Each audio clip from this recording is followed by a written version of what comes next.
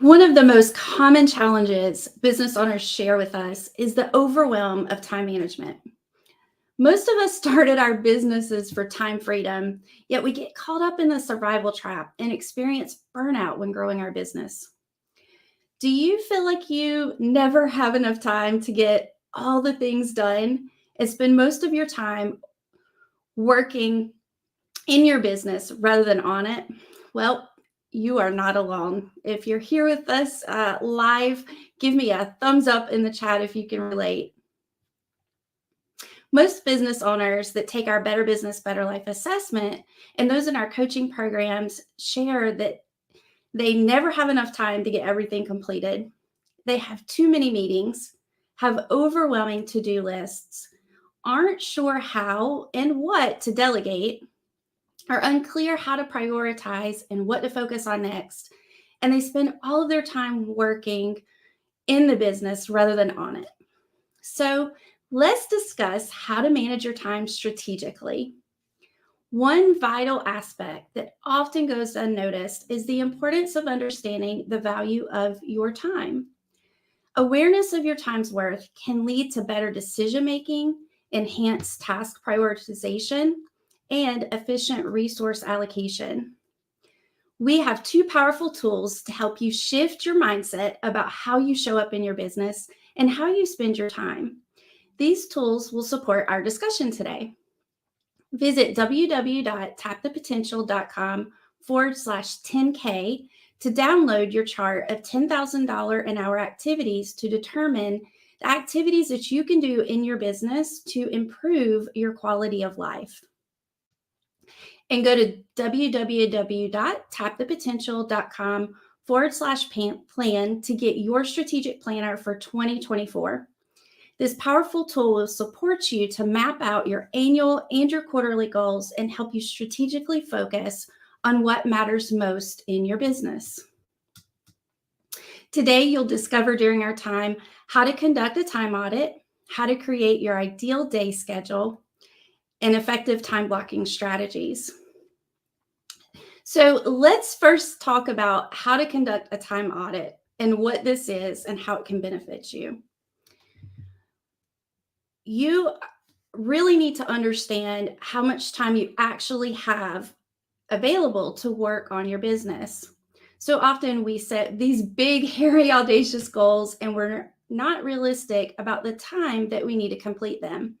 And then we just end up beating ourselves up when we don't hit that deadline and we don't accomplish the things that we're setting out to do. So conducting a time audit will help you gain clarity about what you're actually working on and how many disruptions you have during the day. You need to understand how much time you spend on each of your tasks, your projects, and your meetings. This can be done manually using a spreadsheet or a calendar, or by utilizing any of the time tracking apps on the software market. This will help you identify where your time is currently being spent and how much time you actually have available for work. You'll need to record everything that you do in a typical week. Yes, record all of the things. So if you stop for 5 minutes to take a scroll on social media, you're going to record that. Any breaks that you're taking during the day, because often we think that we know where our time is going, but in reality, we're not accounting for the things that pop up throughout the day to distract us. This can lead us to having an unrealistic idea of what we can actually accomplish. You may need to schedule reminders throughout the day to prompt yourself to go back and track your time.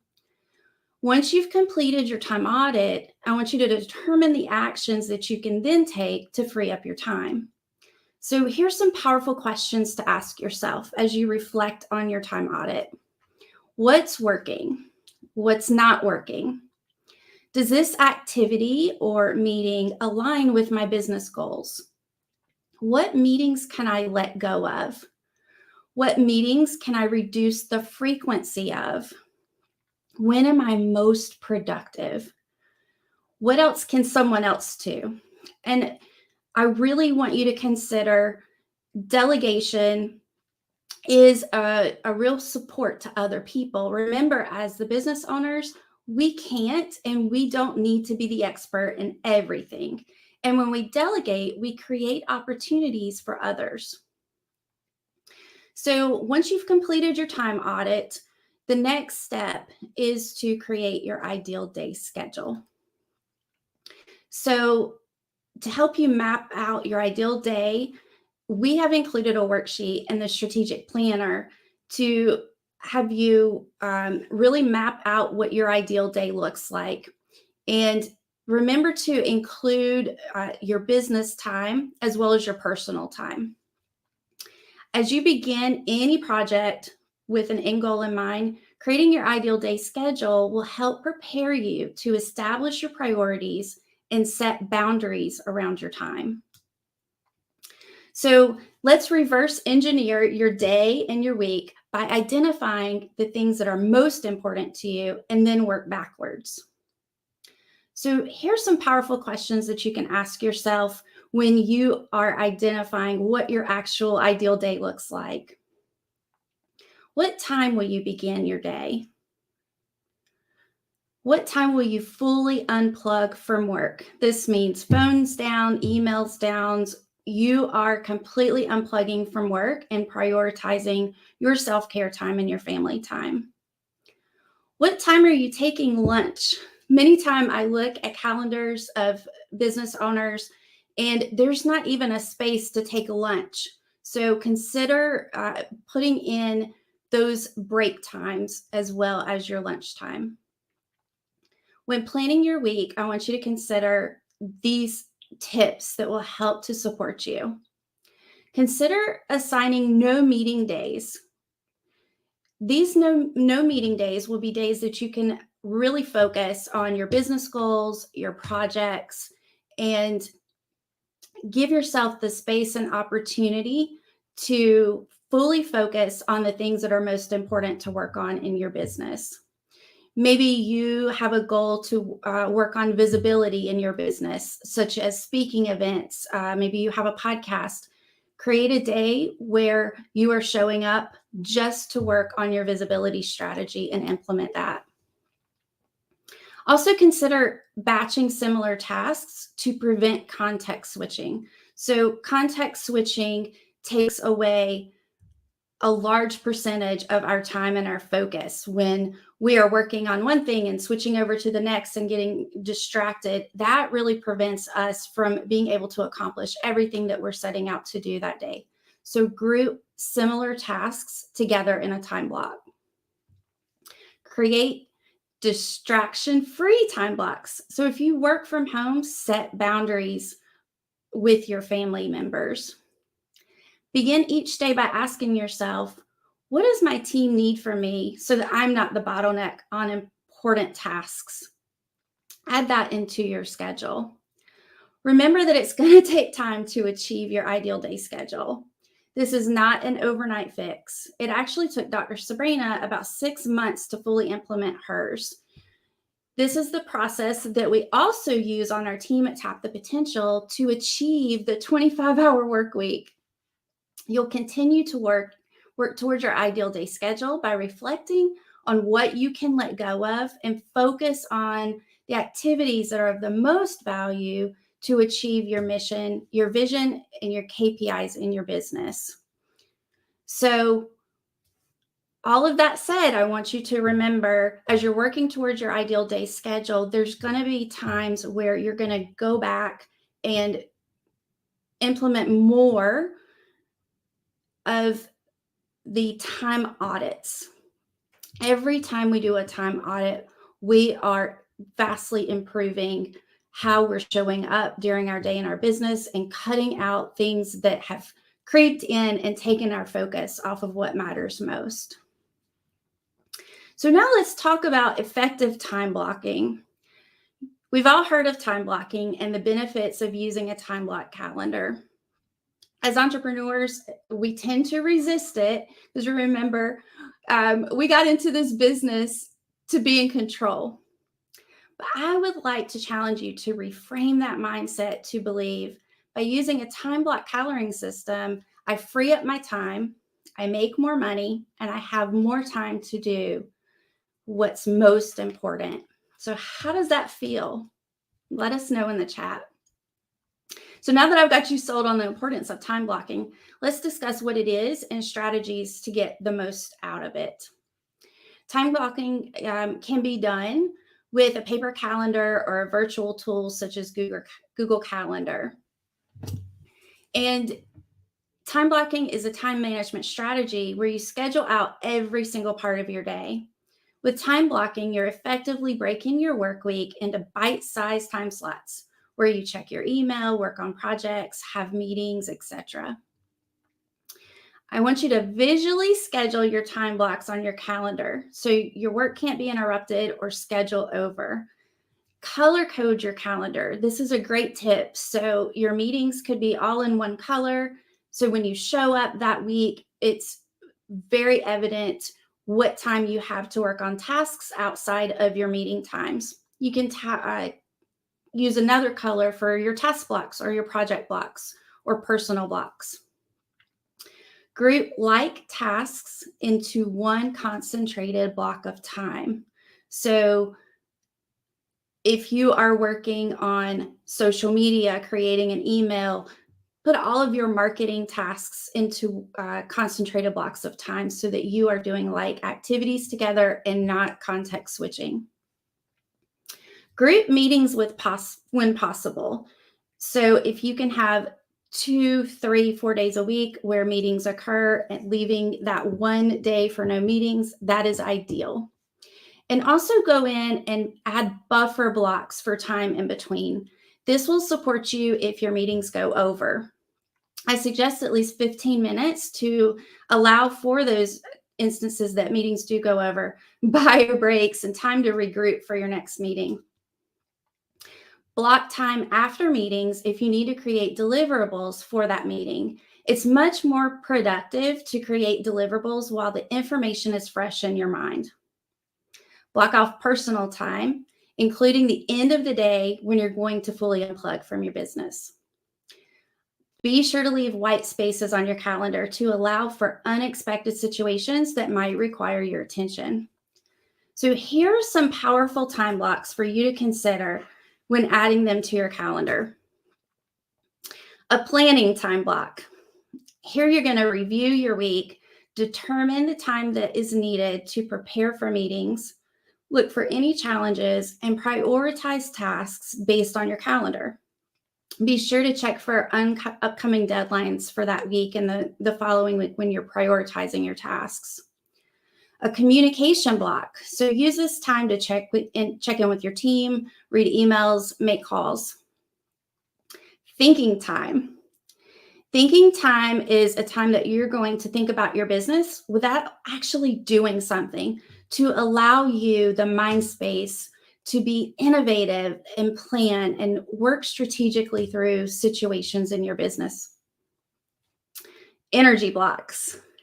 So when do you need to take a break during the day to boost your energy by taking a walk or practicing a somatic activity such as a breathing exercise? Reflection time.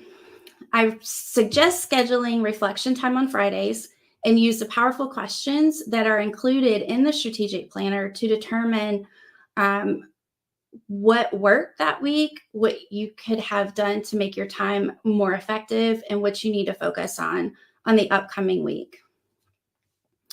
So many business owners say, listen, things are crazy right now. My calendar's exploding. I'm working on it. I'm trying to get it together. But then when I do have these breaks, I have no idea what to work on.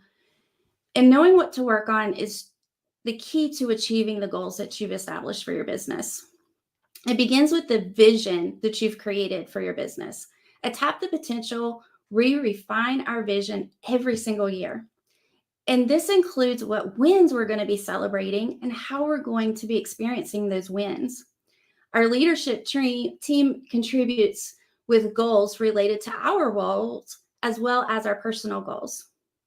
And by having a vision, we're all focused on the same outcome rather than grasping at random shiny objects. So use your vision to establish your quarterly and your annual goals. And once you've established these annual and quarterly goals, then you can reverse engineer how you will achieve your goals by identifying the action steps that you'll take to complete them.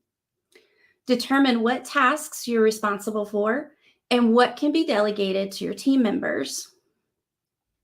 Be sure to set deadlines for these tasks and check in with your team during meetings to determine progress, discover where they might be stuck, and offer support.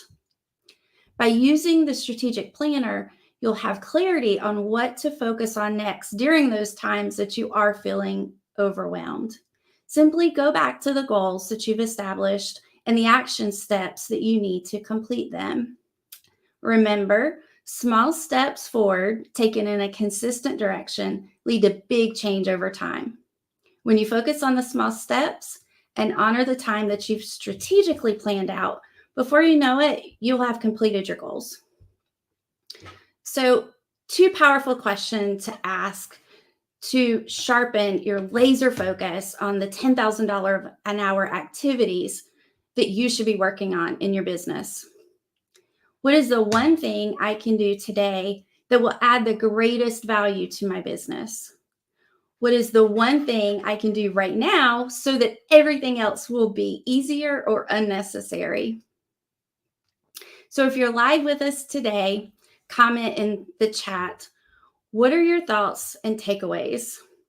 And comment #replay if you're watching the recording. And if you're with us live, tag a friend that can benefit from what we're sharing today. You may be thinking, this all sounds great, but I'm feeling so overwhelmed and I have no idea how this is actually going to work. I don't have enough time as it is, let alone add another task to my plate. But I promise you, if you commit to this process, you will free up 10 or more hours a week. It's not going to be overnight. It's not going to be next week or even next month. But if you follow the steps that I've shared with you, you will see progress. And soon we'll be working more strategically and efficiently and have time to do the things that are most important to you. Here's an example. One of our clients that recently joined the Better Business, Better Life program came to us with a calendar so packed that she could barely breathe. When I took a look at her calendar, my eyes couldn't focus and I felt extremely overwhelmed. We worked together with the process that I just shared with you. She was very diligent each week to plan and reflect and prioritize. In just 6 months, she now has a manageable calendar and also has the freedom to take an entire day off every week. And that's a whole day off of her work week.